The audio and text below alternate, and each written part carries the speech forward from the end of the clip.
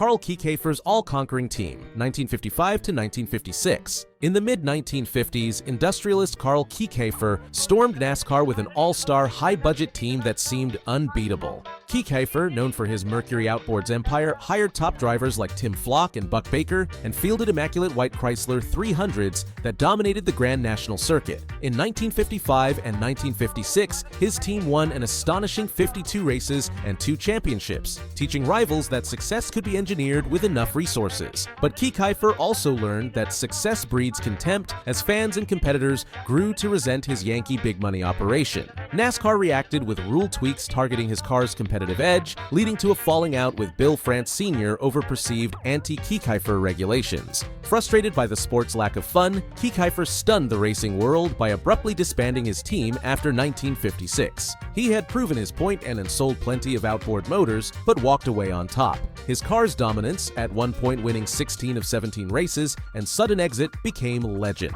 Holman-Moody, Ford's factory powerhouse, 1957 to 1973. Holman-Moody was the Ford factory team that defined NASCAR's 1960s, only to vanish in the early 70s after the automaker pulled out. Co-owned by former racer Ralph Moody and promoter John Holman, the Charlotte-based team built virtually every fast Ford of the era. They won back-to-back championships with David Pearson in 1968 to 1969 and notched 93 NASCAR victories, employing stars like Fireball Roberts, Fred Lorenzen, Ned Jarrett, Mario Andretti, and more. At its height, Holman-Moody was a sprawling competition empire. Stock cars, drag racing, sports cars, even boat racing, emblazoned with the slogan, "Competition Proven." However, the team's fortunes were tied to Detroit's whims. After the 1970 season, Ford Motor Company again withdrew from racing, ending its financial support. Holman-Moody tried to soldier on independently in 1971, but without the factory's deep pockets, the writing was on the wall.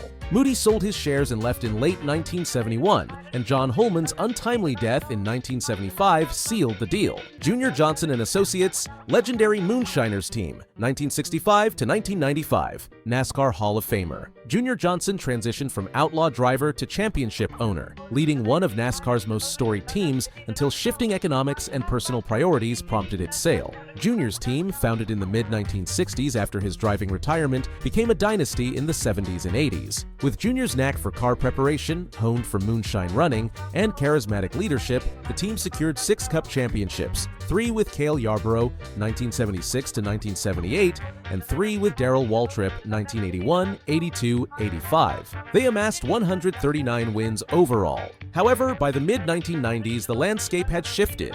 Junior, in his 60s, saw costs escalating and sponsors departing. Star driver Bill Elliott left after 1994, taking the McDonald's sponsorship to his own venture, and longtime backer Budweiser's departure was finalized in 1996 to Roush. Junior also went through a divorce and started a new family, which pulled his focus away. Sensing the team's decline, he chose to sell off his operation in late 1995, rather than let it wither. He sold the flagship number 11 car to driver Brett Bodine, who became an owner driver, and another to investor David Blair. Bud Moore Engineering, Gritty Champions Gone Bust, 1961 to 1999. Bud Moore. Engineering, run by war hero turned mechanic Bud Moore, was a blue-collar team that quietly notched 63 NASCAR wins and 2 championships, with Joe Weatherly in 1962 to 63. Based in Spartanburg, South Carolina, Bud's team was known for tough-as-nails Fords and Mercurys and a who's who of drivers, from Bobby Allison and Buddy Baker to a young Dale Earnhardt, who won Rookie of the Year in Moore's car. In 1983, Earnhardt gave Bud 3 wins, and the team's final victory came in 1993 with Jeff Bodine at Sears Point. But by the late 1990s, this one-car outfit was struggling to keep pace with bigger multi-car teams. A lack of funding proved fatal. After losing a primary sponsor in 1996, Bud Moore's operation attempted only a handful of races and failed to qualify for most. Despite exploring potential deals, even a 3-year contract with a veterans group that fell through, no stable backing materialized. In 1999, the proud old soldier finally closed his team's doors, selling off equipment and even his shop. At the time of shutdown, Moore was the 4th winningest owner in NASCAR history. Yet even that pedigree couldn't attract 21st century sponsorship. Petty Enterprises, The King's Fallen Kingdom, 1949 to 2008.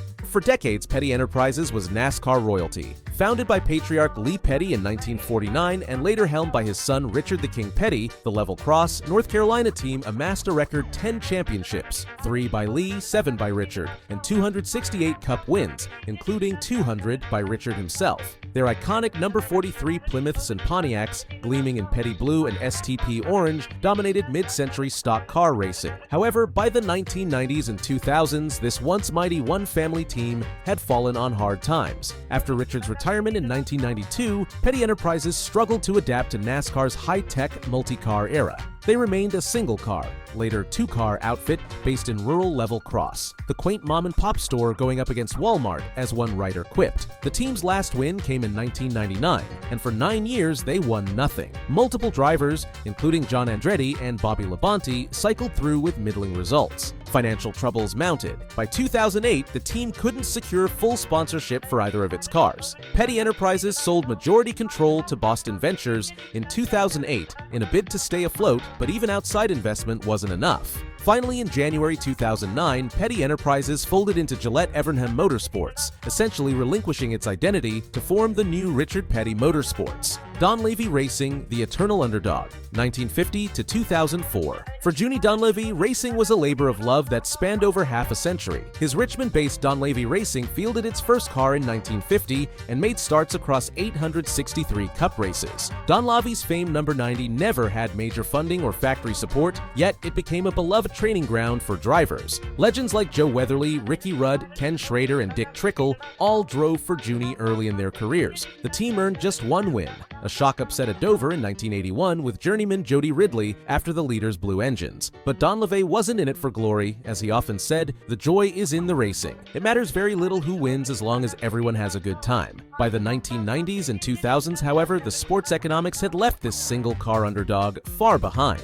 Junie relied on patchwork sponsorships, Big Daddy's BBQ sauce one week, local businesses the next, and often struggled just to qualify. In 2004, at 78 years old, Junie finally ran out of money to continue. He announced the 2004 Pepsi 400 would be the team's last race, as funding was completely exhausted. After a failed attempt to qualify for the 2005 Daytona 500, Donlavey Racing quietly closed its shop, having never found the big sponsor that could elevate its performance. Morgan McClure Motorsports, Kodak's Glory and Fade, 1983 to 2007. In the 1990s, few single-car teams were as feared at Daytona as Morgan McClure Motorsports. This Virginia-based outfit, co-owned by Larry McClure, ran the bright yellow Kodak Film No. 4 car and captured 3 Daytona 500 victories, 1991 with Ernie Irvan, and back-to-back in 1994 to 95 with Sterling Marlin. With crew chief Tony Glover, they were super speedway specialists and a perennial threat, also winning races like the 1997 Brickyard 400,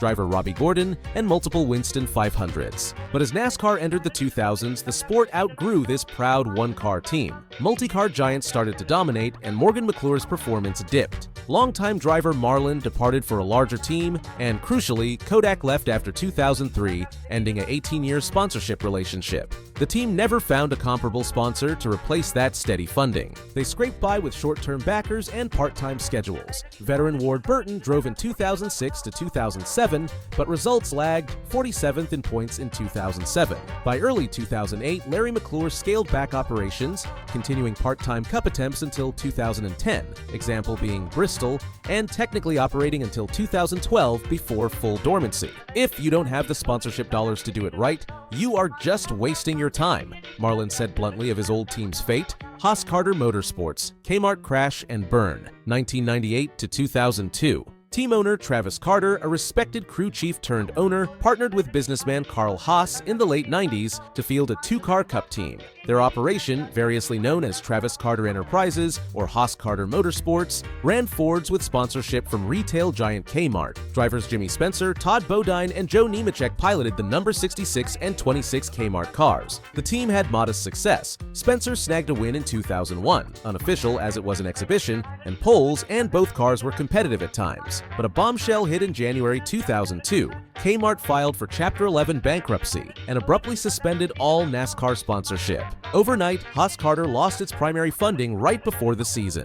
The timing could not have been worse, the owners lamented, as scrambling to find a replacement sponsor so late proved futile. They managed to run a few races on leftover Kmart money and one-off deals. Bodine even won the pole at Las Vegas with a temporary sponsor. But by March 2002, the team suspended operations, releasing Nemechek, Bodine, and over 100 employees to seek work elsewhere. The sudden collapse led to lawsuits by drivers and crew for unpaid wages, and Travis Carter's promising effort evaporated in debt. MB2 Motorsports and Ginn Racing, a merger gone wrong, 1997 to 2007. This team's tale is one of a mid-pack operation that flew too close to the sun. MB2 Motorsports started in the late 90s with modest backing, fielding cars like the number 36 Amandam's Pontiac for Ken Schrader and the number 10 Valvoline Chevy for Johnny Benson and Joe Nemechek. They grabbed upset wins. Nemechek won at Rockingham in 2001 and Kansas in 2004 and became known as a solid, if unspectacular, single-car outfit. In 2006, hoping to level up, MB2 attracted Florida investor Bobby Ginn, who bought the team and rebranded it as Ginn Racing. Ginn ambitiously expanded to 3 cars in 2007, hiring veteran Mark Martin and promising to spend big. But by mid-2007, the money had reportedly run dry. 2 of the cars lacked sponsorship and were hemorrhaging cash. Ginn Racing released drivers Sterling Marlin and Joe Nemechek in July 2007 to cut costs, parking the number 13 and 14 cars. In a last-ditch move, Ginn negotiated a merger with Dale Earnhardt Incorporated, effective immediately.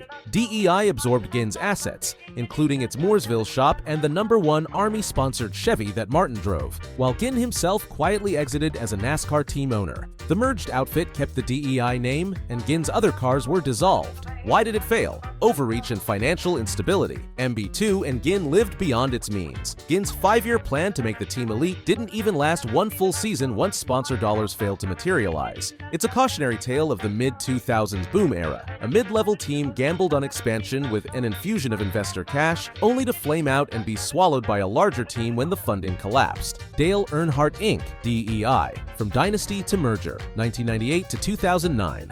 Formed by the legendary Dale Earnhardt and his wife Teresa, DEI was poised to be a NASCAR super team in the early 2000s. Based in Mooresville in a state-of-the-art shop, DEI fielded the iconic red number 8 Chevrolet for Dale's son Dale Earnhardt Jr., as well as the number 15 for Michael Waltrip. They dominated restrictor plate races. Waltrip and Jr. went 1-2 in the 2001 Daytona 500, and DEI won 4 straight 500 from 2001 to 2004. Dale Jr. became a superstar, winning 6 races in 2004 and contending for titles. But behind the scenes, trouble brewed after Dale Sr.'s death in 2001. Teresa Earnhardt's leadership clashed with Dale Jr.'s ambitions. In 2007, after protracted negotiations, Jr. shockingly announced his departure to Hendrick Motorsports, in part because Teresa refused to grant him co-ownership control of DEI. His exit triggered an exodus of sponsors and talent. Budweiser left with Jr., the U.S. Army left, and even Paul Menard departed in 2008, taking his family's sponsorship money to another team.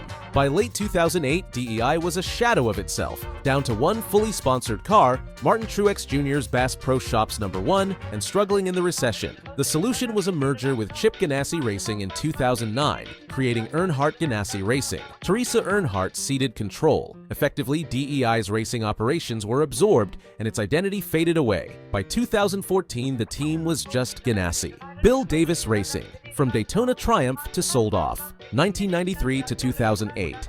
Owner Bill Davis carved out a solid presence in NASCAR through the 1990s and early 2000s. His team, based in High Point, North Carolina, ran the number 22 and 23 cars, most notably with driver Ward Burton and sponsor Caterpillar. Bill Davis Racing's crowning moment came when Ward Burton won the 2002 Daytona 500, adding to the team's win in the 2001 Southern 500. Davis also found success in the Truck Series, a 2008 Truck Series championship with driver Johnny Benson. However, by the late 2000s, BDR was in trouble. In 2003, Dodge terminated support to Davis after he helped Toyota's truck program, straining the team's resources. They switched to Toyota in Cup in 2007, but without factory-level backing. In 2008, longtime sponsor Caterpillar announced its departure, heading to Richard Childress Racing, leaving Bill Davis Racing in a lurch. With the economic recession hitting, Bill Davis couldn't secure new sponsorship to replace CAT. After a fruitless search for funding, Davis made the tough call to exit the sport. In December 2008, he sold his entire operation, the Cup team and his engine shop,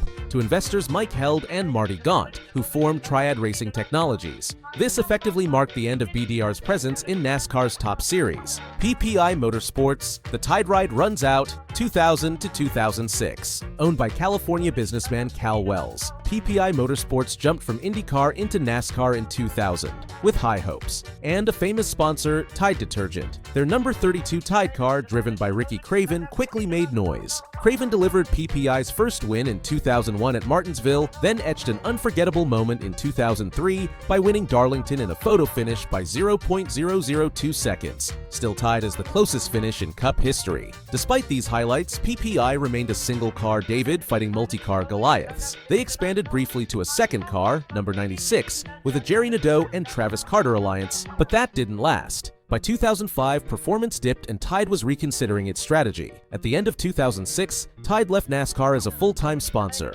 After 2 decades in the sport, Wells had been scrambling to find a replacement but came up empty. With no major sponsor, he made the painful decision to shut down the team before the 2007 season, even selling the number 32's owner points to Michael Waltrip's startup team. PPI's shop closed and its crew scattered, marking the end of the once iconic Tide ride. Why did it fail? Sponsorship. PPI was one of the last successful single-car teams, but without Tide's funding, it couldn't continue. Cal Wells had publicly stated he'd run Toyotas in 2007 if sponsorship emerged, yet nothing materialized. In essence, a mid-level team with a big sponsor became a mid-level team with no sponsor, and that equation doesn't work in modern NASCAR. PPI's story underscores how even race-winning teams can vanish quickly when the money dries up, leaving fans with only memories of bright orange Tide cars slipping through to victory by inches. Michael Waltrip Racing, Promise and Pitfall, 2007 to 2015. Few teams had a more roller coaster existence than Michael Waltrip Racing, MWR. Launched by longtime driver and personality Michael Waltrip with investor backing, including Rob Kaufman, in 2007, MWR was part of Toyota's grand entrance into NASCAR's Cup Series. It fielded 3 Camrys out of the gate, Waltrip's number 55, plus teams for Dale Jarrett and David Reutemann, but stumbled immediately with the jet fuel cheating scandal at the 2007 Daytona 500. Waltrip's team was caught with an illegal fuel additive. Despite that rocky start, MWR slowly found its footing. Reutemann scored the team's first wins in 2009 and 2010, and by 2012 MWR was a legitimate contender, with Clint Bowyer and Martin Truex Jr. driving for the team and racking up wins. In 2012, Bowyer finished second in the championship, a peak for MWR. However, the very next season, an incident dubbed Spingate triggered the team's downfall. In Richmond 2013, MWR was caught manipulating the race finish, having one driver intentionally spin to get Truex into the playoffs. NASCAR issued harsh penalties, sponsors were outraged, and Napa Auto Parts, MWR's largest sponsor, pulled out in disgust. This loss was a fatal blow. MWR limped through 2014 to 2015 with fewer sponsors and the departure of Truex. In late 2015, Michael Waltrip Racing shut down, selling its charters to other teams. Bowyer left and Waltrip's grand experiment as an owner was over. Why did it fail? A combination of self-inflicted wounds and financial backlash. The Richmond scandal destroyed the team's reputation and scared off needed sponsorship, illustrating how off-track ethics can directly impact on-track viability. In the end, despite competitive cars, MWR couldn't survive the loss of funding and trust. Waltrip himself called it devastating, but acknowledged that when sponsors leave, the race is over. Team Red Bull, the energy drink fizzles, 2007 to 2011. When Red Bull entered NASCAR in 2007, it brought global swagger and big budgets to stock car racing. The Austrian energy drink giant formed Team Red Bull and acquired elite equipment, purchasing the remnants of NASCAR legend Bobby Hamilton's team. They fielded 2 shiny Toyota Camrys, the number 83 and 84, and hired Brian Vickers, an Xfinity champion, and rookie AJ Allmendinger as drivers. The team's paddock compound, hip uniforms, and international flair were unlike anything NASCAR had seen, but success came slowly. Allmendinger struggled and was replaced by others, while Vickers delivered Red Bull its lone highlights, a win at Michigan in 2009 and a playoff berth that year. Despite flashes, the team never consistently ran up front as hoped. Meanwhile, costs were enormous and Red Bull's patience wore thin. By mid-2011, rumors swirled that Red Bull would exit NASCAR. Indeed, that summer the company announced it would shut down Team Red Bull at season's end, citing the tough U.S. sponsorship climate and lack of competitive results. Efforts to find a buyer for the team fell through, and in December 2011, the doors closed. Why did it fail? Essentially, a culture clash and business calculus. Red Bull poured money in, but NASCAR's traditional sponsor-driven model didn't yield the instant ROI they expected. Without on-track dominance, or a star like a Dale Jr., the brand didn't see the bang for its buck. The team's best car, the number 83, was sold to BK Racing and its personnel scattered. Team Red Bull's 4.5-year run showed that even a marketing juggernaut can find NASCAR humbling. A fizzled experiment where winning in F1 was easier than winning in Cup. In the end, Red Bull left the stock car party as quickly as it arrived, proving NASCAR requires more than just wings to fly. Furniture Row Racing Championship to closure 2005 to 2018. Denver, Colorado-based Furniture Row Racing, FRR, defied the odds as a single-car team far from NASCAR's North Carolina hub, reaching the pinnacle with a championship in 2017, only to close its doors 1 year later. Founded by furniture store owner Barney Visser, FRR started as an underdog, running part-time with journeymen. Over time, Visser invested in top talent and a technical alliance with Joe Gibbs Racing. Driver Martin Truex Jr. joined in 2014, and the team hit championship form. In 2017, Truex won 8 races and clinched the Cup Series championship. A fairy tale for the little team that could. But behind the scenes, finances were strained. The team's primary sponsor, 5 Hour Energy and others, did not renew after 2018, leaving a budget shortfall. Visser, having already spent heavily out of pocket, decided he could no longer afford to fund the team at a championship level. In September 2018, just 10 months after hoisting the NASCAR Championship trophy, Furniture Row Racing announced it would cease operations after the season. Truex and crew chief Cole Pearn departed to JGR. Why did it fail? Incredibly, sponsorship funding, or lack thereof, killed a championship team. This is the toughest decision I've ever had to make. I've lost leverage with the sponsors, Visser said, noting the team couldn't find the $10+ million gap needed for 2019. He also had health issues after a heart attack. With no financial lifeline, Visser opted to walk away on top. FRR's story remains one of the most striking in NASCAR, from unheralded single-car team to champion to closed, all in the span of a few years. It underscored the unforgiving economics of racing, where even winning isn't enough to guarantee survival if the dollars don't follow. BK Racing, Bankruptcy and Burgers, 2012 to 2018. Formed in 2012 from the assets of a defunct Red Bull team, BK Racing came onto the scene with fast food sponsorships, Burger King, Dr. Pepper, and big talk of growing into a contender. Owned by entrepreneur Ron Devine, BK Racing fielded the numbers 83 and 23 cars with a rotating cast of drivers, from veterans like Travis Kvapil to fresh faces like Alex Bowman. However, on-track results were meager, mostly backmarker finishes, and by the mid-2000s, the team's finances were a mess. Devine's forays into other businesses left the team in debt to vendors, drivers, even the IRS lawsuits piled up. In early 2018, one of BK's creditors forced the team into Chapter 11 bankruptcy proceedings, a rare public airing of a NASCAR team's books. Court filings revealed millions owed and barely enough cash to race week to week. The trustee allowed BK Racing to finish out the 2018 season on life support, but in August 2018, the team was sold at auction to pay off debts. Its charter, the Guaranteed Start license, was bought by Front Row Motorsports, and effectively BK Racing ceased to exist. Why did it fail? This one's easy: financial mismanagement. BK Racing expanded too quickly, had weak sponsorship after Burger King left, and the owner racked up debt he couldn't repay. Unlike more storied teams that merged or sold quietly, BK's collapse was very public and messy, from haulers repossessed to employees unpaid. By 2019, the BK logo was gone from the Cup Garage, serving as a cautionary tale that in NASCAR, you can't have it your way without solid funding and clear books.